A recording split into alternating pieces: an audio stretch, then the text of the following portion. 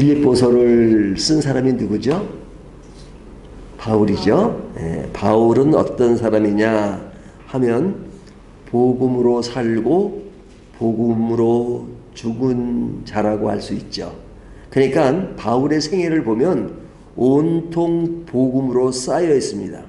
그의 모든 삶의 기준은 복음입니다.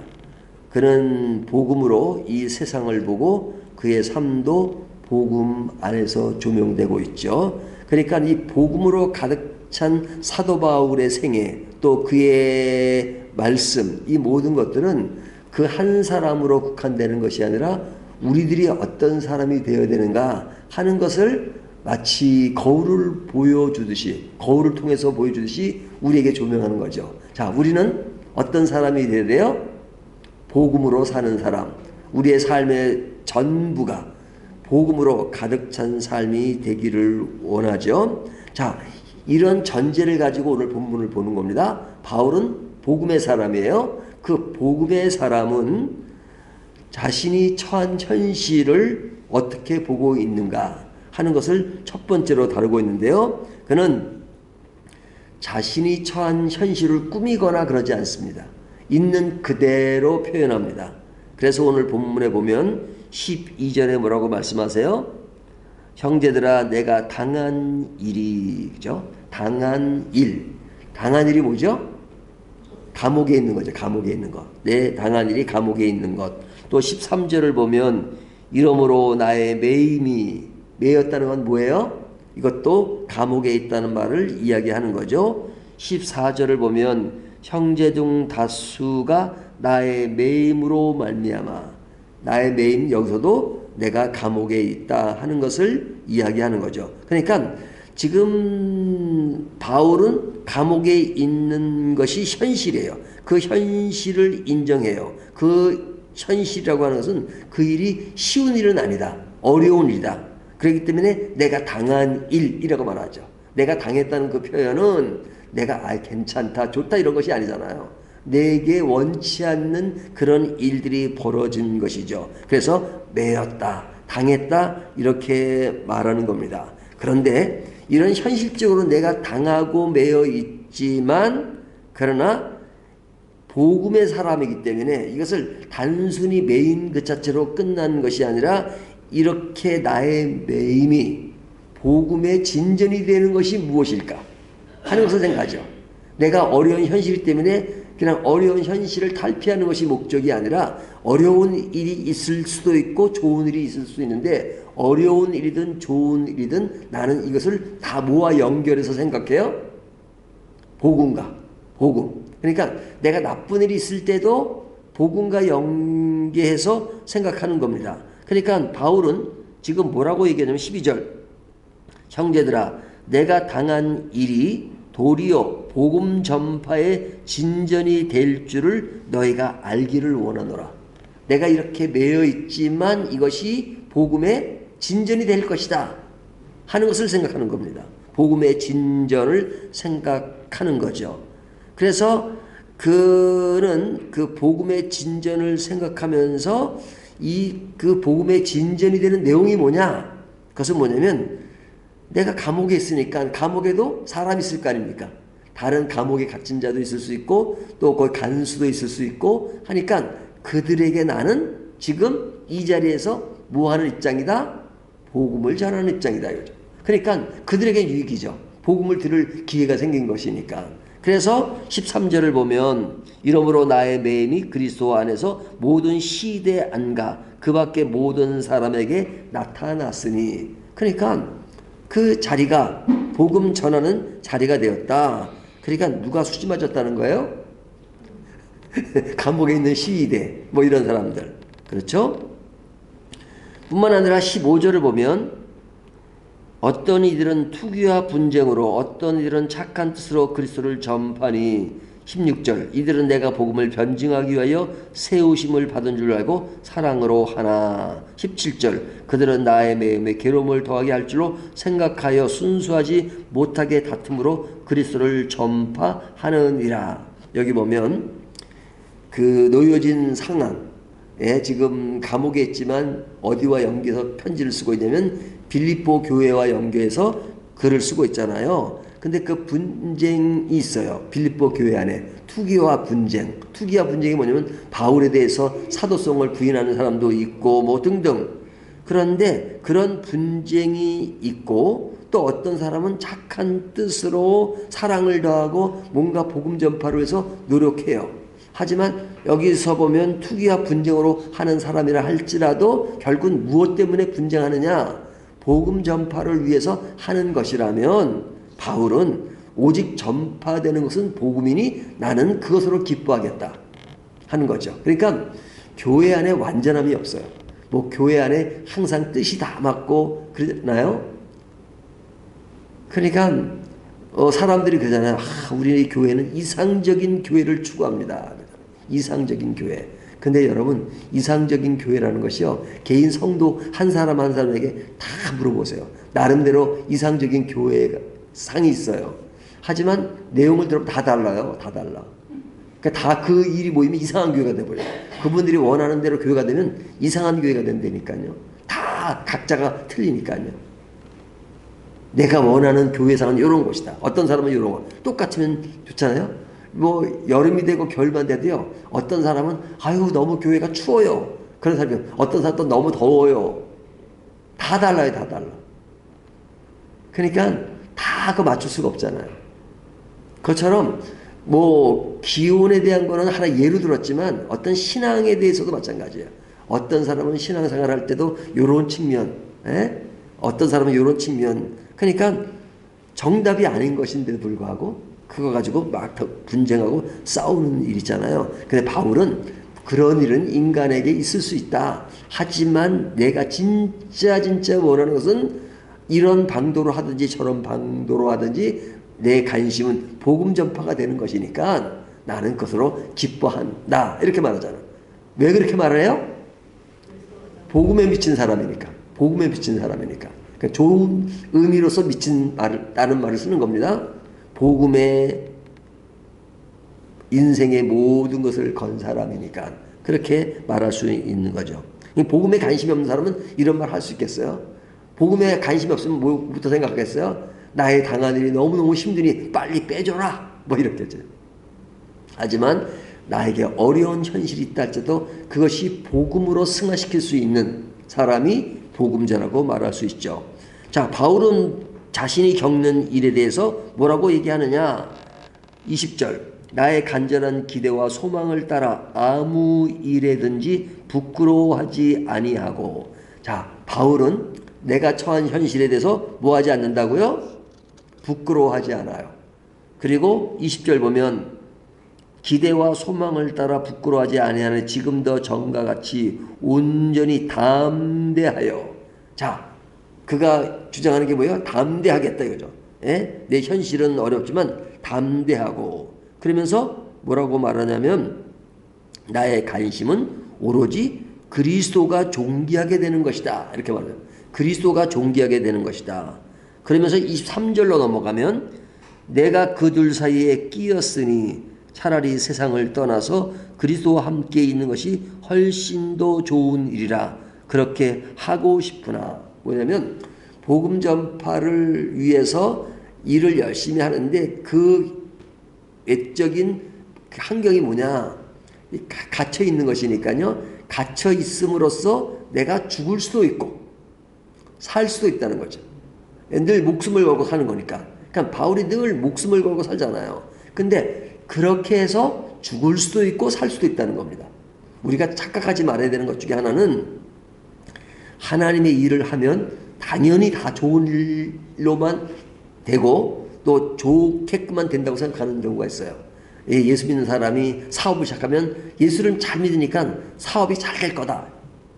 근데 만약 사업이 망하면 저 사람 기도를 많이 안 해서 사업이 망했다 이렇게 말할 수 있을까요? 욥 같은 사람도 있잖아요. 마치. 그러니까 교회도 마찬가지예요. 어떤 교회는 부흥하는 교회가 있지만 어떤 교회는 부흥도 안 되고 어떤 게 문을 닫기도 해요. 코로나로 얼마나 많은 교회가 문을 닫았어요. 그럼 문을 닫았으니까 그 교회는 하나님의 은혜가 없어 그러냐? 꼭 그런 건 아니란 말이죠. 그러니까 바울은 뭐냐면 내가 복음 전파를 해서 잘 돼서 교회 부흥이 될 수 있어요. 하지만 내가 죽을 수도 있다 이거죠. 그러니까 목숨이 죽는 것도 하지만 교회 자체가 죽을 수도 있다 이거죠. 근데 참 위대한 것이 뭐냐면 내가 죽으면, 바울의 얘기예요. 오늘 본문에서 내가 죽으면 하나님 나라에 가서 하나님과 함께 있으니 얼마나 좋으냐. 내가 죽으면. 근데 내가 또 하나님이 죽이지 않고 살리시면 그것은 빌립보 교회가 유익이다 이거죠. 내가 그들에게 복음을 전파할 수 있는 계기가 되니까 그렇게 되면 누구에게 유익이냐? 빌립보 교회에게 유익이다. 그러니까 죽든지 살든지, 죽어도 살든지, 이 두 가지가 그의 삶을 지배해요.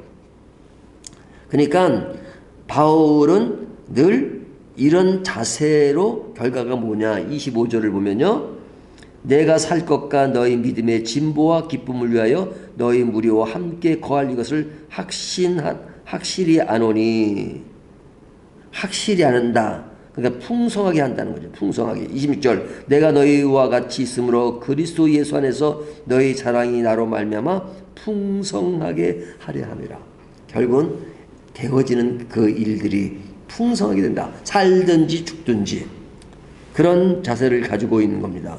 그래서 바울은 말하기를 복음에는 열매가 있다. 그 열매가 뭐냐? 복음에 합당한 삶을 살게 된다 이거죠. 복음이 자기를 지배하기 때문에 그 지배를 당하는 사람은 어떻게 사느냐? 복음에 합당한 삶을 산다. 그 합당한 삶이 어디에서 이루어지는 거예요? 세상에서 이루어지는 것이죠. 세상에서. 근데 세상에서 이루어지는데 우리 주변을 보면 어떻게 해요? 복음을 인정하지 않고 부정하며 사는 사람들이 많잖아요. 그러니까 이들은 복음을 따르지 않죠. 그러니까 그들이 복음을 따르지 않는다고 그들과 싸울 수는 없잖아요. 우리가 전도하는데 예수를 안 믿는다 그러면 왜 예수를 안 믿어요? 당신 지옥 가! 그리고 싸울 수 없잖아요. 그래서 그리스도에게는 뭐가 따르는 거예요? 고난이 따른다는 거예요. 고난. 그래서 사도 바울은 고난을 늘 받았어요. 지금 감옥에 있는 것 자체가 고난이잖아요. 왜? 복음 전파를 하려니까 세상이 그것을 받아들이지 않고 인정하지 않기 때문에 늘 부딪히게 돼 있어요. 부딪히는데 늘 주먹으로 싸울 수 있나요? 그러니까 그래서 겪게 되는 것이 뭐예요? 고난이라 이거죠. 고난은 받는 이유는 뭐냐면 내가 직접 심판하는 것이 아니기 때문에. 하나님은 결국은 심판하시지만 내가 심판하는 게 아니잖아요. 그래서 사도 바울은 28절에 보면 무슨 일에든지 대적하는 자들 때문에 두려워하지 아니하는 이 일을 듣고자 함이라. 이것이 그들에게는 멸망의 증거요 너에게는 구원의 증거니 이는 하나님께로 난 것이니라. 고린도 교회가 빌립보 교회를 향해서 지금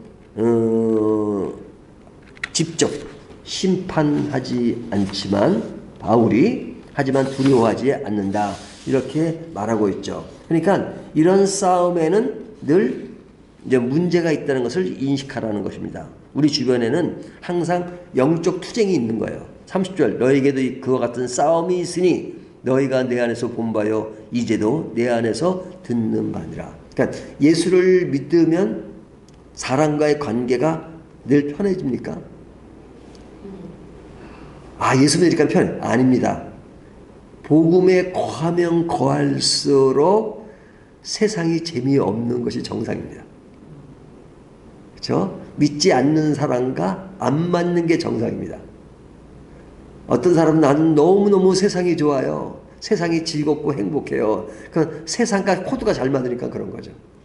코드가 잘 맞으니까. 하지만 복음의 코드가 맞는 사람은요, 세상의 일에 재미가 없어요.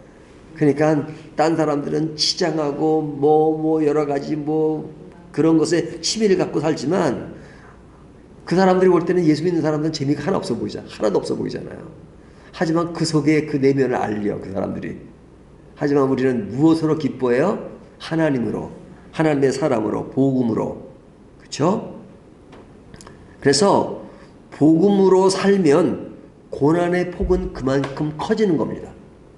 예수를 제대로 믿으면 고난이 커질 수밖에 없어요. 그것이 사실이에요. 그래서 사람들은 잘못 알고 있어요. 예? 예수를 더 잘 믿을수록 나에게는 고난도 없고 더 행복하고 그럴 것이라고 생각해요. 그럴 수가 없어요. 왜? 안 맞아요. 안 맞아. 세상이. 코드가 안 맞아요. 그런데도 전제가 있잖아요. 복음을 전해야 되잖아요. 복음을 전해야 되잖아요. 복음을 전해야 되니까 마찰이 생기는 거예요. 그 마찰의 한 예로 보여준 것이 사도 바울이 지금 감옥에 있는 것이라 이거죠. 그러나 감옥에 있다 할지라도 복음 전파는 계속 이루어져야 되잖아요. 그러니까 나의 당한 일이 도리어 복음의 진보가 되기를 원한다. 그렇게 말하는 겁니다. 그러니까 우리는 이런 우리들의 그 소명과 사명을 생각하면서 우리는 완전하지 못하지만 그런 믿음의 사람들끼리 권면하고 위로하고 교제하고 자비하고 궁일이 필요해요. 교회 안에 사람들이 더 결속이 돼야 되는 이유가 뭐냐면 우리는 똑같이 세상으로부터 고난받는 사람이잖아요. 고난받는 사람들끼리 좀 위로가 돼야죠. 자기네끼리 들이싸워. 그러면 위로받아야 될 사람이 교회에서 상처를 더 받아요. 아니 교회에서는 위로를 받고 밖으로 나가서 복음을 전파해야 될 사람들이 교회 안에서 상처를 더 받으면 이게 안 되는 거잖아요. 근데 여러분 양이요 순진한 동물이잖아요. 다른 동물 보면 도망가고 막 그러잖아요. 하지만 자기네끼리는 엄청 싸웁니다. 엄청 싸워요. 양들의 특징은 자기네끼리는 엄청 싸운다. 그래서 싸우는 정도가 어느 정도냐, 이 뿔이 있잖아요. 뿔로 들이박아요 서로가. 그래 뿔로 박으면 그 뿔의 그 소리가요, 그런 새벽 같은 데는 그 스코틀랜드에서는 몇 킬로 전방에서 그 소리가 들릴 정도예요. 빡빡 소리가. 그래서 그들이 그 뿔로 부딪히면서 죽지 않게 하기 위해서 뭘 발라요? 뿔에 기름을 바르는 겁니다. 기름을. 시편 23편의 얘기가 그 얘기예요. 에? 기름을 발라요. 기름을 바르면 미끄러져서 죽진 않아요. 그러니까 우리 믿는 사람들끼리 싸우는 것은 진짜 그래서는 안 될 일이죠. 그래서 교회 안에서 이루어지는 것은 권면과 위로와 교제와 자비와 궁율이 필요합니다. 이것이 교회의 역할이기도 해요. 그래서 마음을 같이 하고 같은 사랑을 가지고 뜻을 합하여 한 마음을 품으라. 개인주의적이고 이기적인 자기만 생각하면 안 된다 하는 것을 이야기하면서 그들에게 필요한 것은 겸손과 남을 좋게 여기는 것, 남의 일을 돌보는 것, 이것이 기쁨을 낳는 것이다. 그것이 복음에 합당한 열매다라고 오늘 본문이 말씀하고 있는 겁니다. 복음자의 삶의 여정은 어때야 되는가, 길은 어때야 되는가 하는 것들을 다시 한번 생각하시면서 우리가 복음 안에 거하고 있는가 하는 것을 다시 한번 확인하고 도전하는 저와 여러분이 되시기를 주님의 이름으로 축원합니다.